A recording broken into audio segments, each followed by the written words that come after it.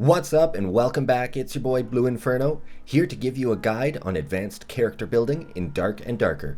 Today I'm going to give you a guide on how to accomplish advanced character progression that will give you the ability to build your own robust, powerful, and unique characters. Consider it a way to build your own prestige class from the 6 available choices that are given. This video is made for the veteran adventurers in mind, so if you're brand new to this game, this information might come across as confusing.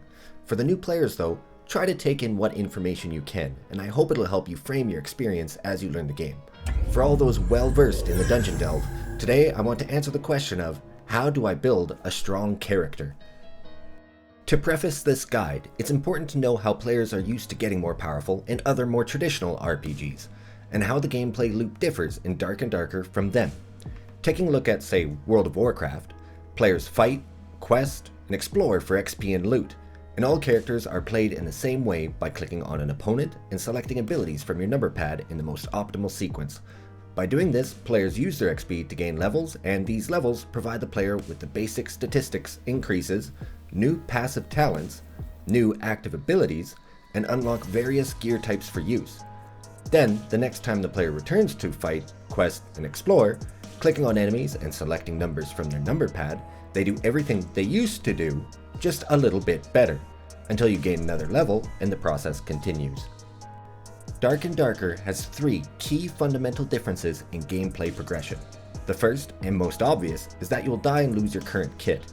That is why when building one of these classes I'll be discussing, it is best to complete the entire build in your stash from raids with worse gear so you get the full desired effect. Second, is that performing advanced combat isn't as easy as pushing keys 1 through 9 in a special sequence every time. It requires that you, yes you, the player, play with your class in mind, and in the mortal words of Viva la Dirt League, get good. You will rely on your own creativity and skill to be able to achieve advanced techniques. And third, there is no mechanic to create a benchmark of your current power level. Just because you have a higher level character and many more hours than other characters does not mean in any way that you will have or maintain a higher rate of progression. Taking from what we know about other RPGs' progression, we can now look at how to make an epic character. We now know that for our character progression, we need to satisfy these requirements. We need base statistic increases, new passive talents, new active abilities, and new gear sets becoming available to us as we advance. As of playtest 4 in Dark and Darker, there are 20 levels, and a new perk slot becomes available at levels 0, 5, 10, and 15. These levels give no base statistics whatsoever, meaning your strength, agility, will, knowledge, and resourcefulness will remain the same, regardless of this character level. All that is really achieved through the basic leveling system is the capacity to have more perks active at the same time. Although the change is tangible, it cannot really be called a step forward in overall power, more of a shift in versatility.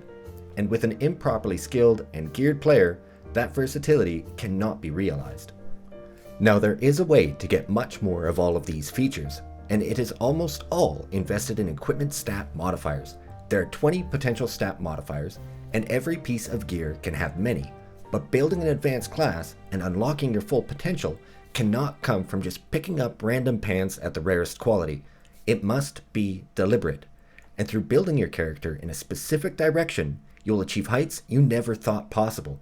By having all of the attributes of a gear set to synergize the same statistics, you can climb up the true tier ladder. Tier 6 is the weakest, and is just a mishmash of possible statistics.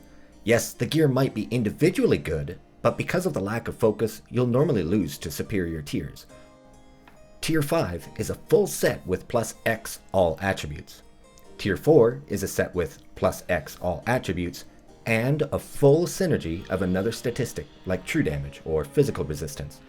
Tier 3 is a set with plus X all attributes and a full synergy of 2 other statistics. Tier 2 is a set with plus X all attributes and a full synergy of 3 other statistics. And as you probably guessed it, Tier 1 is a set with plus X all attributes and a full synergy of 4 other statistics. As you probably noticed, the only way Tier 1 is possible is if you have a full set of unique gear with all the desired stats being the same.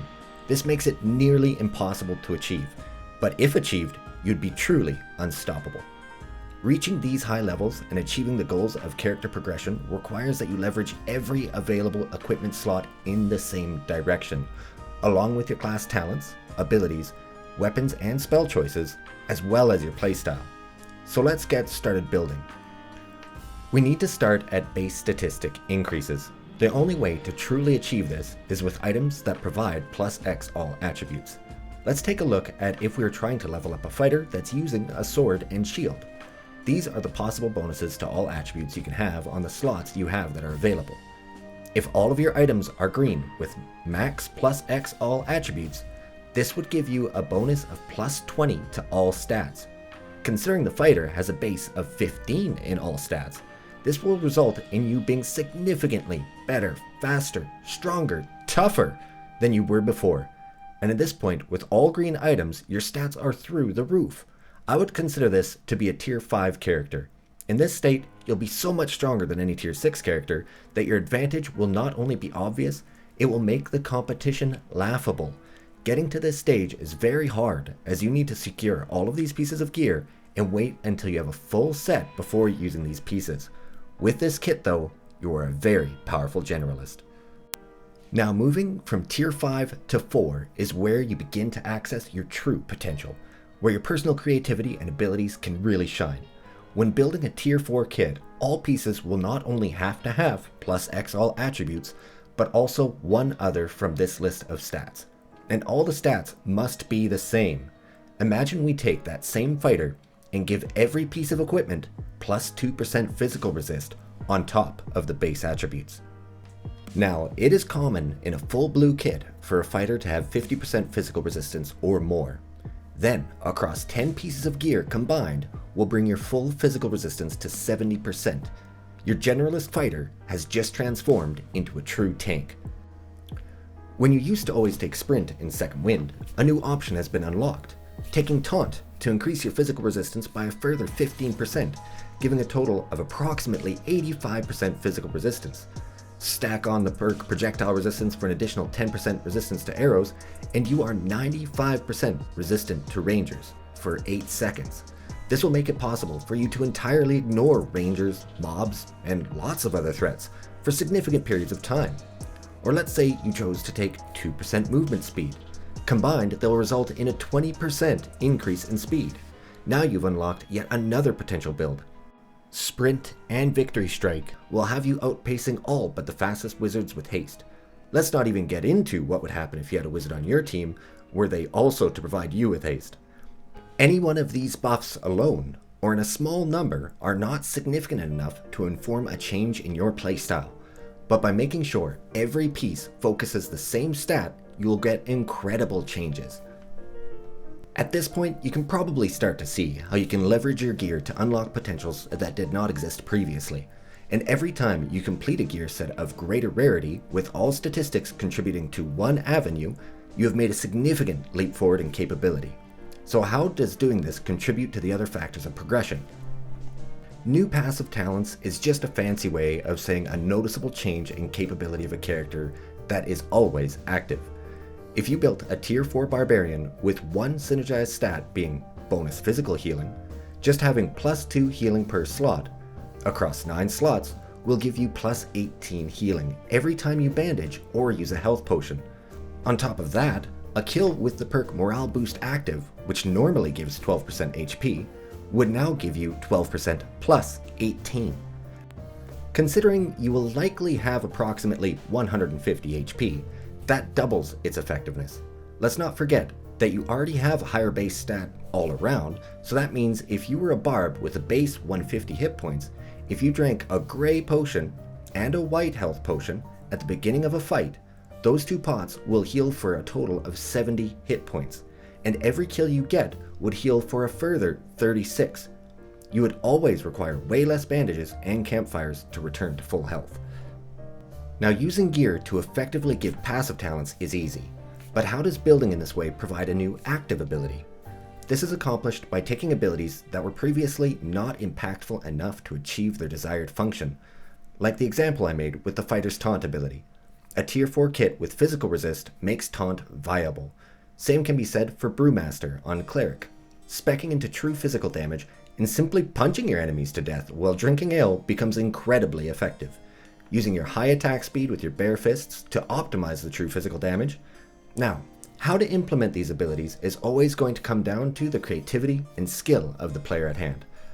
This brings us to how this unlocks unique playstyles, and I believe that that question has already been answered. Is it possible to make a wizard tough enough to be a frontline fighter? A true battle mage? Of course, if built properly. And can you take a fighter and turn them into a dual-wielding sword master of legend? You bet! Although these are not the easiest builds to begin. If you can dream it, it can be made. The final factor of character progression is also how we made all of these classes possible in the first place. Getting the gear to make the build is the heart of Dark and Darker. It's an obvious task to accomplish, but what direction you take it in is what makes all the difference. With this video, I would like to propose that we look at creating character guides in this light. By following this tier system 6 through 1, and the necessary stat boosts required to flesh out a character build, we can share hundreds, if not thousands, of unique and crazy class designs that we may not have imagined ourselves. And of course, exploring how to best use them in every conceivable engagement in the dungeon will leave endless room to understand their limitations and perfect each one of them.